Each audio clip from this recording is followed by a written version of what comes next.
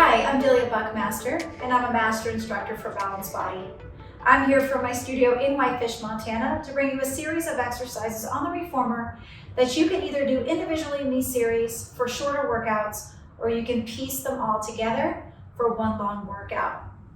For this next series of exercises, we'll be using the extended platform on the reformer. I have the Allegro 2 here. I also have a pad for the comfort of my hands, and I'll be starting off with one red spring. These spring loads will be suggested spring loads, so you can always make those adjustments. And if you don't have an extended platform, you could also do these on the fixed platform. You just might need to make an adjustment as to where your body is on the carriage. So one red spring is on the carriage, or one full spring, and I have the pad on top and the extended platform, and I am going to keep the bar up so I can transition to the exercises after. So knees underneath my hips, hands underneath my shoulders. I'm going to start off with a cat-cow. So flexing the spine, taking that tailbone in, and you're in a posterior tilt with that pelvis, and then straighten out your back and come into extension. My feet are adducted, or my legs are, so that my legs can fit between the shoulder blocks. And also, I really like to adduct my legs in some of these exercises because I really feel like that inner thigh connection really gives me some support in my back. And press away. And also it feels a little bit more stable because I don't have much resistance underneath me on this carriage, just that one red.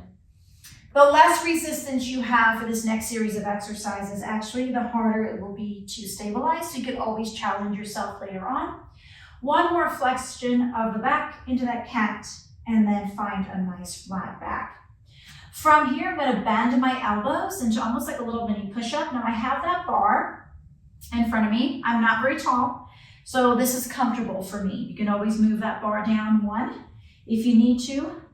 And then if you wanted, you can move it all the way down, and you'll just have to get up and move the bar back into the footwork position. One more time, and then extend through the arms here. From here now, I'm going to stay nice and stable with the shoulders, and I'm going to press the carriage back with my hips. So I'll form one long line from the knee up to the head, and then I'll bend my knees, pressing the carriage back, and then returning the carriage. So as I press back, extend and bend, I'm gonna have to hold my shoulders pretty steady. So I'm getting shoulder stability work here as I start to mobilize my hips. And as my legs go back, it's going to load my inner unit. So my core is gonna work a little bit harder, and I want to really feel that 360 feeling from the belly button all the way to the back. Bring the knees in, and from here now, we're just going to move with the arms. So I'm going to press back with the arms and then return. So now my knees stay fixed underneath my hips. With the one red spring, which I like a little bit more sometimes than less resistance, because I really like to work on my shoulders and arms. I don't do enough of that, honestly. I'm a cardio junkie, a lot of lower body work.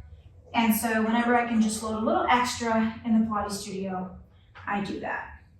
Now let's combine this by pressing the hips back, or the legs back and the hips down. And I'm going to press further out with my arms. I'm going to hold steady, bend my knees, bring my knees underneath the hips, and then bring the carriage forward to line up my shoulders with my wrist again.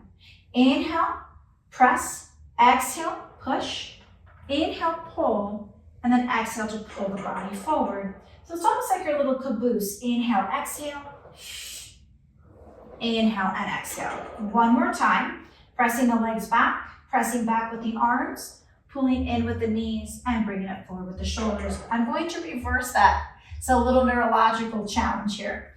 First, I'm pushing back with the arms, keeping the knees under the hips, pressing back with the hips, returning. So this is going to be a little bit more challenging, and then bending at the knees.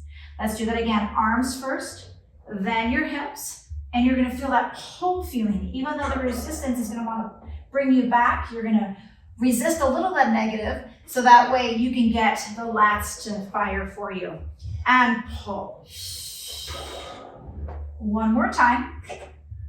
First the arms, then the legs, then the arms, and then the legs.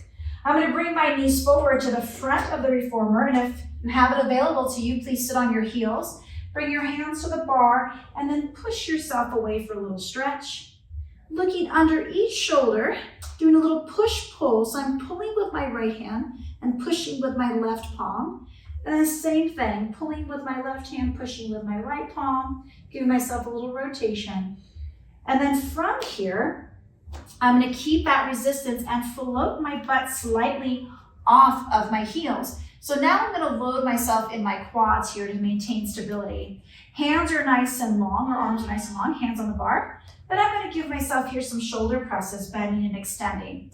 So now I'm challenging my inner thighs, my quads, and then my abs, my back.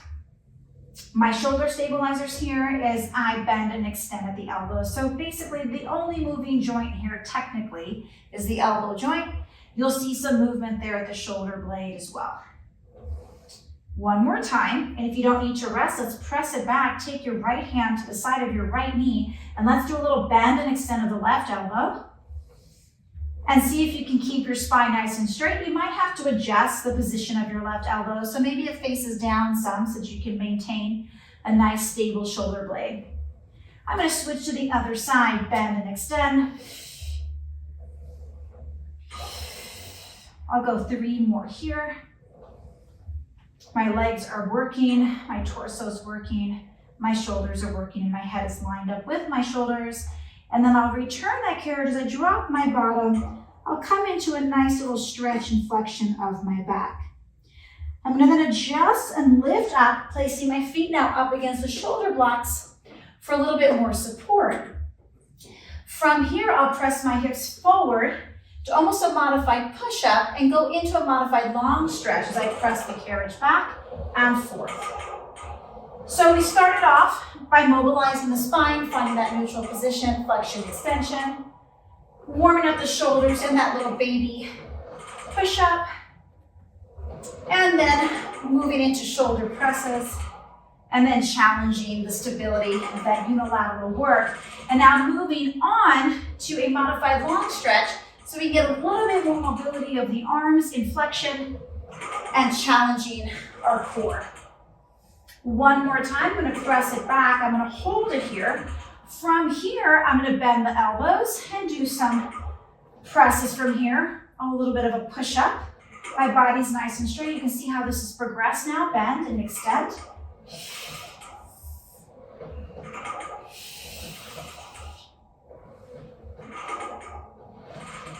One more, and then returning that carriage. And then from here, we're going to take it to a full long stretch.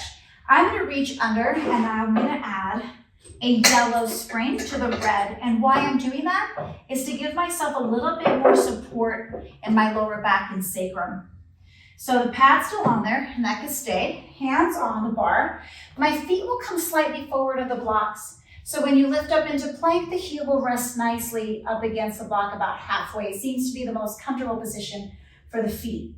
So lifting up into your plank, extending your legs, using those quads, and really pressing the heel back so you can have energy from the heel to the head.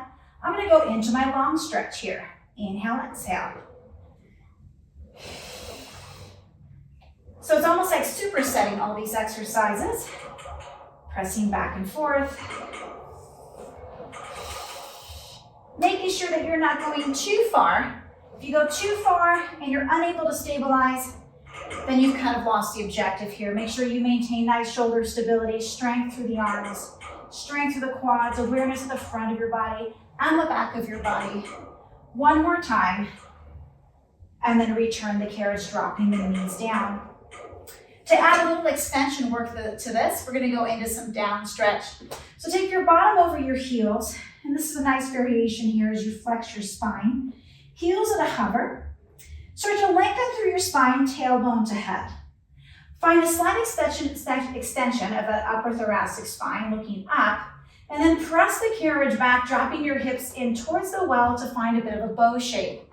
And then bring the body forward, wrapping the fingers so that the fingers will help you lift towards the ceiling as you bring your pubic bone closer to the bar and press back. This is going to be a nice challenge on your triceps, stability of your shoulders, And that's why here I've added an extra resistance so that I could really focus on my form. If I have too little resistance on there, I start to fall into my back or maybe over engaging the abdominals, pulling forward, stretching the hips. One more time, forward, and then I'll round my spine, dropping my heels towards my bottom. We're gonna do one more set. So I'm gonna extend my back, take my legs back, drop my hips, and I'll do it again. Nice bow shape, 1 and 2. How far back you go is gonna be on depending on your form and comfort, precision, your stability, how fluid you can keep these exercises moving, and if you could still breathe. Inhale, exhale. 2 more. 1 more. And then return and rest. So continuing on with the theme of the upper body work and the shoulder work, I'm going to take the spring load down to just 1 red. So I'll remove that yellow spring that I added there for more back support on the down stretch. And I'll go ahead and leave these props on because they're not in the way. So I'll sit in a Z sit, my right shin up against the block, my left shin forward with the reformer. My left hand will go onto the bar, and we're not actually going to go into the mermaid. We're just going to go into the side movement. So start to press the carriage away until your right hip is lifted, and you're feeling a long line from your head, from your tail to your head, almost like it's meeting diagonal with the ceiling and the wall. Your right arm will go behind your head so that you can push your head into your hand and line your head up with your torso. From here, keeping that hip off of the carriage, you're going to bend your elbow and press out so that you can work that arm unilateral.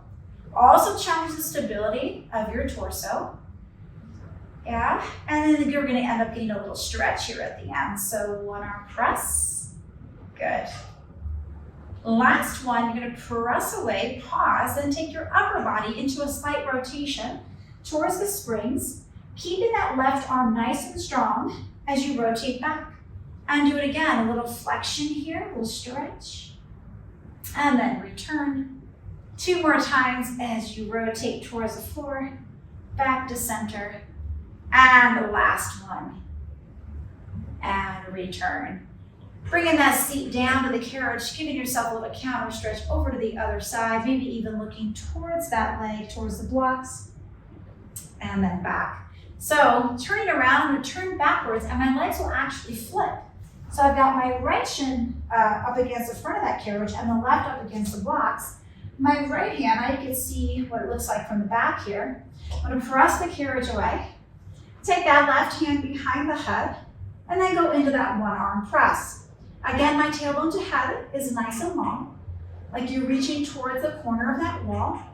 So I feel a lot of the stability work, obliques, multifidus muscle. My hand is pressing my head and my head is pressing into my hand to line my head up with my shoulders. And my right elbow is still in my peripheral vision here. It's coming down towards my ribs. So we're gonna press out 1 more time, hold, and then you'll do those nice rotations towards the floor. Holding steady with that right shoulder, and again, exhale, breath, and inhale. Let's go twice more, exhale, and inhale, breath, keeping that arm long, and last one. Rotating back towards the wall, dropping that hip, and then coming into that nice counter stretch. And if it works for you, you could also rotate, dropping the hips down, feeling that big stretch in the lower half of your body, and coming back to center. I'm gonna rotate towards you. And thank you for joining me on that series of upper body work, shoulder stability. I hope that you enjoyed it and that you'll join me for the other segments to create a nice big workout for yourself.